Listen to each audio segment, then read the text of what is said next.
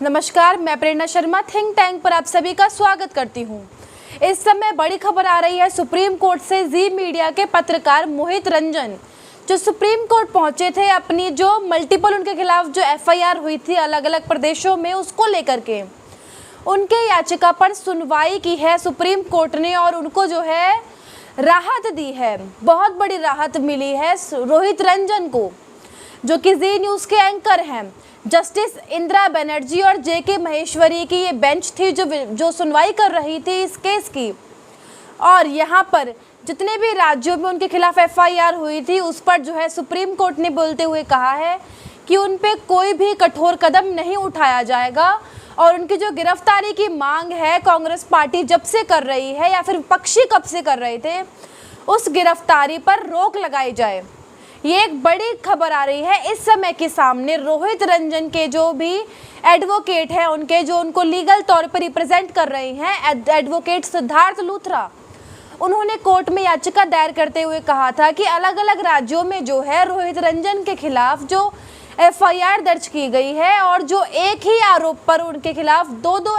FIR दर्ज की गई हैं अलग अलग प्रदेशों में, और एक ऐसा एरर जिसके लिए रोहित रंजन पहले ही माफ़ी मांग चुके हैं। एक वो ह्यूमन एरर हुआ था, उनके एक शो में ब्रॉडकास्ट करते हुए जो है एक गलत खबर चल गई थी, गलत खबर, और उसके बाद चलने के बाद रोहित रंजन ने पब्लिकली माफ़ी भी मांगी थी और अनकंडीशनली अपोलोजाइज़ किया था, माफ़ी मांगी थी और साथ ही साथ डिलीट भी किया था। और जी मीडिया जो चैनल है उन्होंने भी पूरे देश से इस मामले में माफ़ी मांगी थी रोहित रंजन की तरफ से भी। उसके बावजूद भी रोहित रंजन पर कार्रवाई की गई, अलग अलग राज्यों में एफआईआर रजिस्टर की गई। यदि हम ध्यान से देखें तो ये ऐसे राज्य हैं जहां पर कांग्रेस की सरकार चलती है, चाहे राजस्थान है चाहे छत्तीसगढ़ है।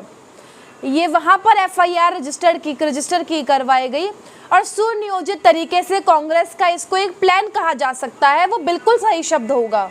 क्योंकि इन्हीं राज्यों में एफआईआर हुई है। और देखा गया है, हमने कुछ दिनों पहले भी छत्तीसगढ़ पुलिस जो है उन्होंने एफआईआर दर्ज करने के बाद जो है रोहित रंजन, जो कि उत्तर प्रदेश के गाजियाबाद स्थित एक सोसाइटी में रहते हैं, बिना लोकल पुलिस को इन्फॉर्म किए, बिना राज्य की पुलिस को इन्फॉर्म किए, छत्तीसगढ़ पुलिस जो है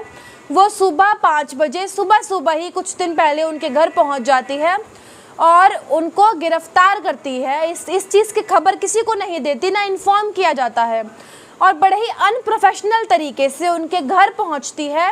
सोसाइटी की जो सिक्योरिटी गार्ड है उन्होंने छत्तीसगढ़ पुलिस से उनका आईडी कार्ड मांगा कि आप किस लिए आए हैं। इसीलिए उसके बाद जो है जिस तरीके के वीडियोस वायरल हुए हैं सोशल मीडिया पे,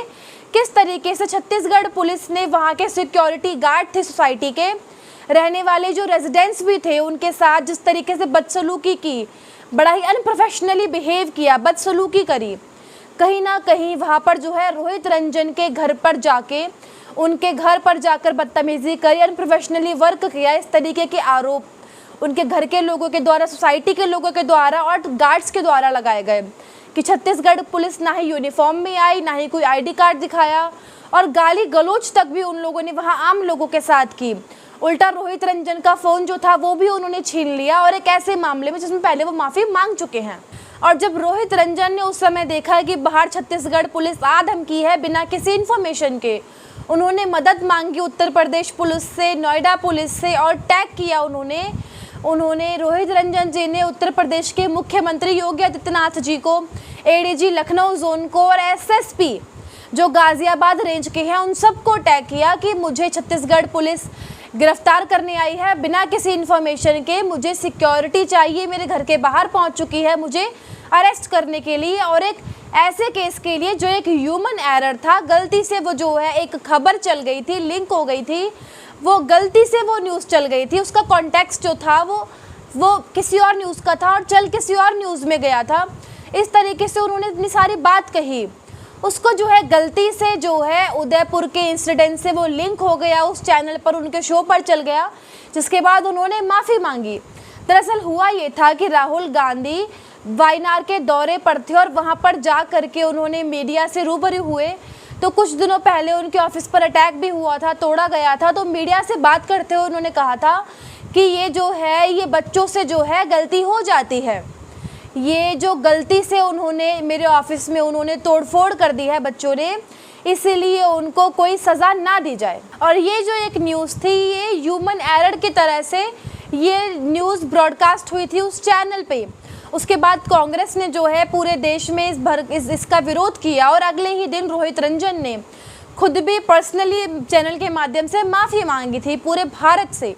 उसके बाद भी इसके खिलाफ प्रोटेस्ट चलते रहे, उनकी गिरफ्तारी की मांग होती रही और नोएडा पुलिस ने भी जो है आ करके उनको गिरफ्तार करके लेके गए थे। और जब रोहित रंजन से पूछा गया था, बातचीत हुई थी पुलिस थाने में, तो रोहित रंजन ने बताया था कि ये एक ह्यूमन एरर था, गलती से ये न्यूज़ ब्रॉडकास्ट हो गई थी और उसके लिए मैं जो है अनकंडीशनली जो है अपोलोजाइज़ करना चाहता हूँ, पूरे देश से माफ़ी मांगता हूँ। और उसके बाद जो है उनको ज़मानत दी गई पुलिस के द्वारा। लेकिन फिर भी अलग अलग प्रदेशों में, ख़ास तौर से जो कांग्रेस शासित प्रदेश हैं, राजस्थान, छत्तीसगढ़, वहाँ पर जो है मल्टीपल FIR फाइल्स हुई, रजिस्टर हुई, लॉन्च हुई रोहित रंजन के खिलाफ में। और जब बाद में उन FIR की कॉपीज़ देखी गई तो उसमें ये पाया गया था कि सभी जगहों पर एक ही तरह की FIR उन पर की जा रही है, जिसके बाद सुप्रीम कोर्ट का दरवाज़ा खटखटाया रोहित रंजन ने। और आज इसी मामले में सुप्रीम कोर्ट ने सुनवाई करते हुए रोहित रंजन को बड़ी राहत दी है जो है आज इस केस में। और ये निर्देश दिए हैं जो भी अधिकारी हैं अलग अलग स्टेट्स पुलिस के या फिर अलग अलग राज्यों के जो प्रशासित अधिकारियों को ये हिदायत दी है कि इस मामले में कोई भी कठोर कदम ना उठाया जाए रोहित रंजन जी के खिलाफ। उनकी गिरफ्तारी पर जो है वो रोक लगाई जाए किसी भी प्रकार से। और एक बड़ी खबर है साथ में, रोहित रंजन के लिए एक बड़ा रिलीफ मिला है कि वो पहले ही माफ़ी मांग चुके थे और जी मीडिया पर भी अगले ही दिन उन्होंने एक न्यूज़ चली थी जिसमें उन्होंने माफ़ी मांगी थी, बकायदा बताया था उन्होंने। देखते हैं किस प्रकार कुछ और न्यूज़ चैनल हैं जो फेक न्यूज़ चलाने के बाद भी माफ़ी नहीं मांगते हैं, बल्कि जब एक्सपोज होते हैं तो उसके बाद जो है ऐसी न्यूज़ को डिलीट कर देते हैं। इसी केस से 2 दिन पहले एक बड़े न्यूज़ चैनल ने न्यूज़ चलाई थी जो जम्मू कश्मीर में पकड़े गए हैं, मिलिटेंट पकड़े गए हैं, उनका बीजेपी से लिंक है, IT सेल के चीफ है। उसके बाद बाकी बीजेपी की जो यूनिट है कश्मीर में, उन्होंने ये क्लियर किया था कि जिनको लिंक किया जा रहा है बीजेपी की IT सेल के चीफ है, इस बात में बिल्कुल सच्चाई नहीं है। और पिछले 3 सालों से जो है ईशांत गुप्ता एडवोकेट है, जम्मू कश्मीर IT सेल वो संभाल रहे हैं जम्मू कश्मीर में। ये न्यूज़ फेक तो कहीं ना कहीं ये भी एक बहुत बड़ी फेक न्यूज़ एक चैनल के द्वारा रन की गई थी, लेकिन जैसे ही सच्चाई सामने आई तो उसके बाद जो है इनके द्वारा ऐसे सोशल मीडिया पर जो पोस्ट की गई थी उसको डिलीट कर दिया गया वक्त रहते ही। लेकिन इस मामले में किसी भी कांग्रेस रूलिंग राज्य है, ना ही कोई FIR हुई, ना ही किसी राज्य की कोई पुलिस आई, ना ही कोई शिकायत दर्ज हुई, ना ही कोई पुलिस आकर के हमें दिखाई दी जिन्होंने उस एंकर को या न्यूज़ चैनल पे कोई अटैक किया हो, कार्रवाई की हो। ऐसा हमें कुछ भी देखने को नहीं मिला। और बात की जाए यहाँ पर एक सिलेक्टेड आउटरीच, यहाँ पर एक तुष्टीकरण की राजनीति जहाँ पर कांग्रेस की सरकार चलती है जिन राज्यों में, वहाँ से देखने को मिलती है।